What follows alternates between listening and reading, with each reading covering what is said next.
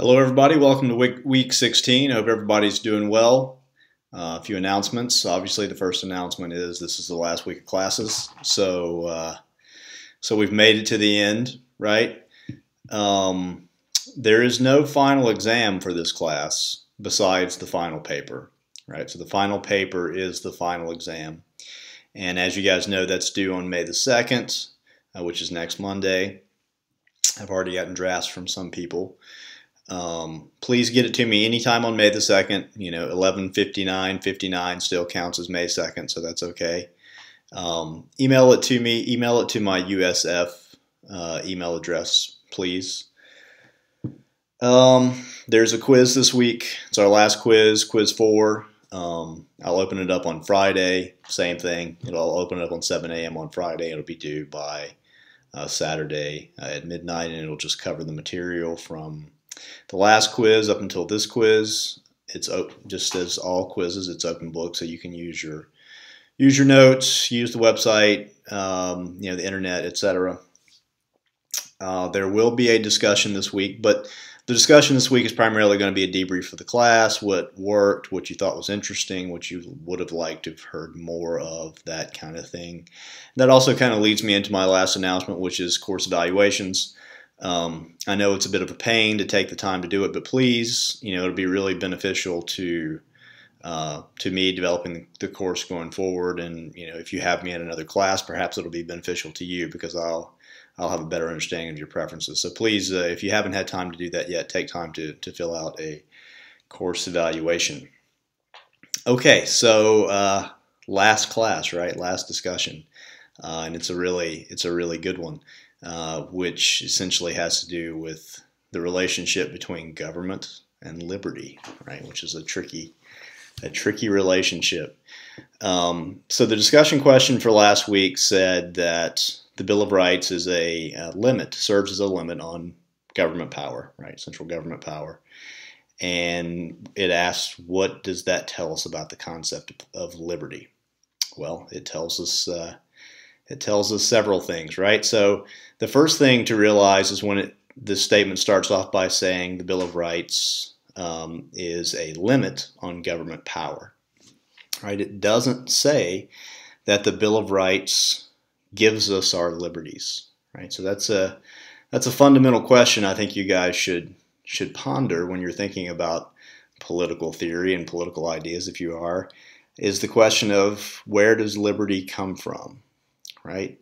So is liberty something that is given to us by the state? Do we have liberty because we're American citizens?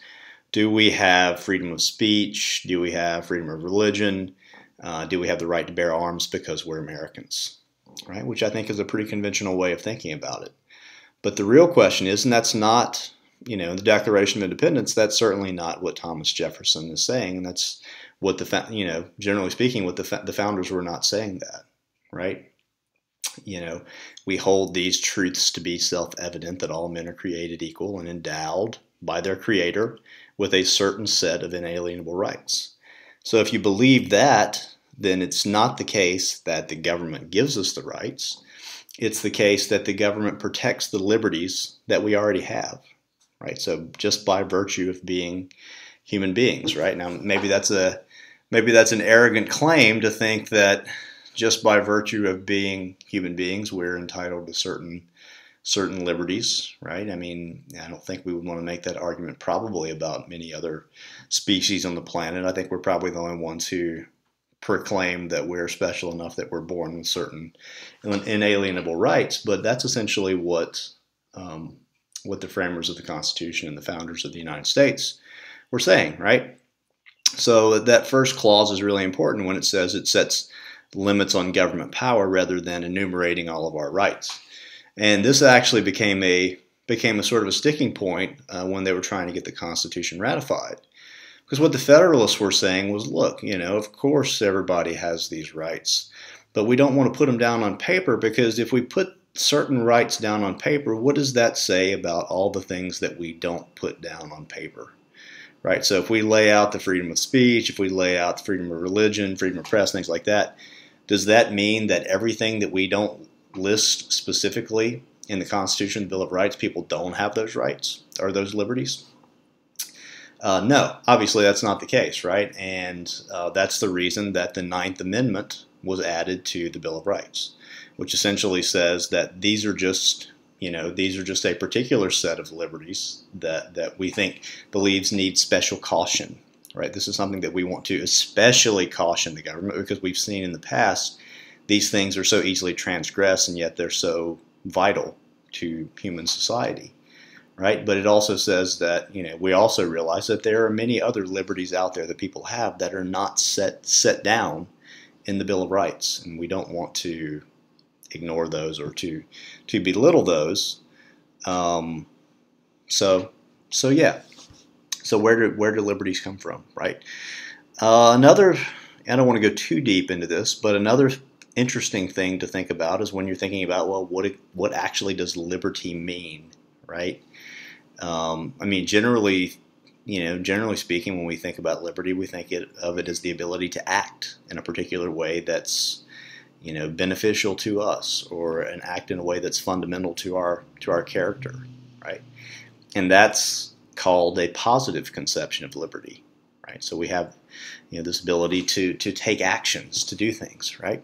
But there's also a negative conception of liberty, which means that it's a liberty that means that there aren't obstacles in your way to do something, right? There are impediments that are stopping you from actually doing something, right? So you can think about all these liberties in that way, right? So the freedom of speech, yes, there's a positive conception of it where you have the ability to say what you want, right? But there's also a negative conception of that, meaning that there shouldn't be any impediments to the free exercise of your speech, right? So there's a couple of different ways of actually thinking about what liberty actually means, right?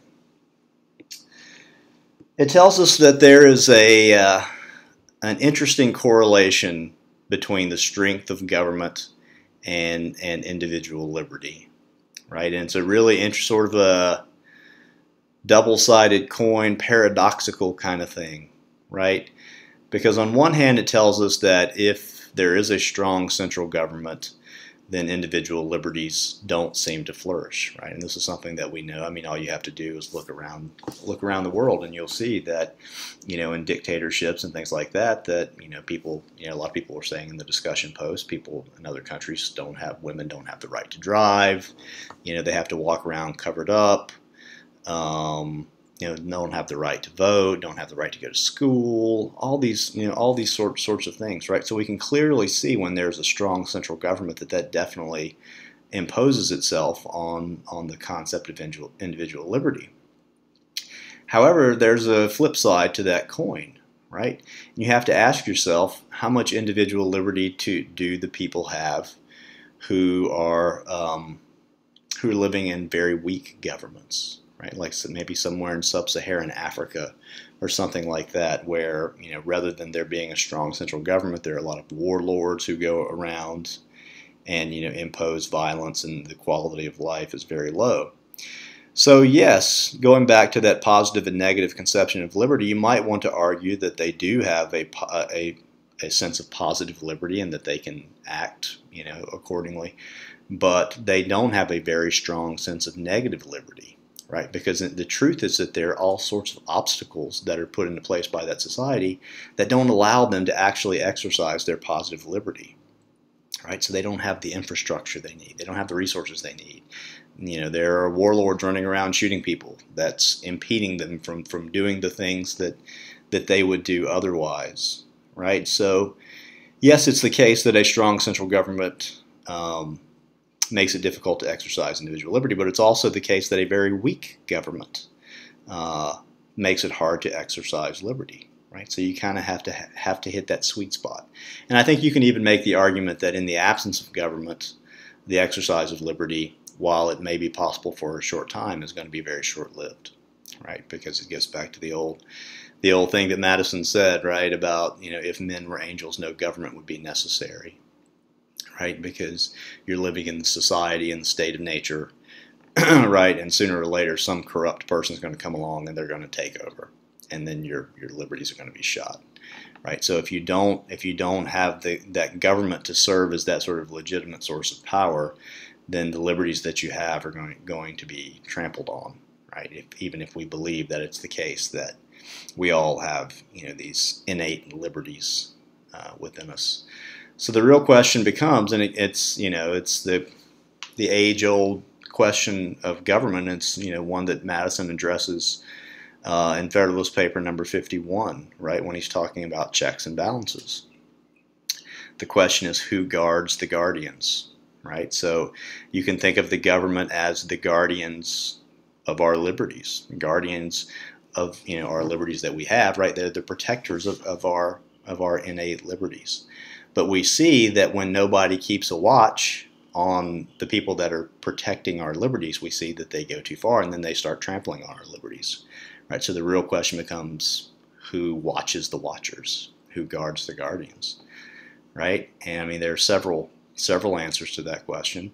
One answer to that question is that the Constitution of our government is set up in such a way that the different branches check each other, right? So ambition checks ambition, as Madison says, right? So each sort of pursues their own goals, but by having sort of these competing agendas that kind of go off one another, it limits them in what they can actually do and the amount of power that they can actually get.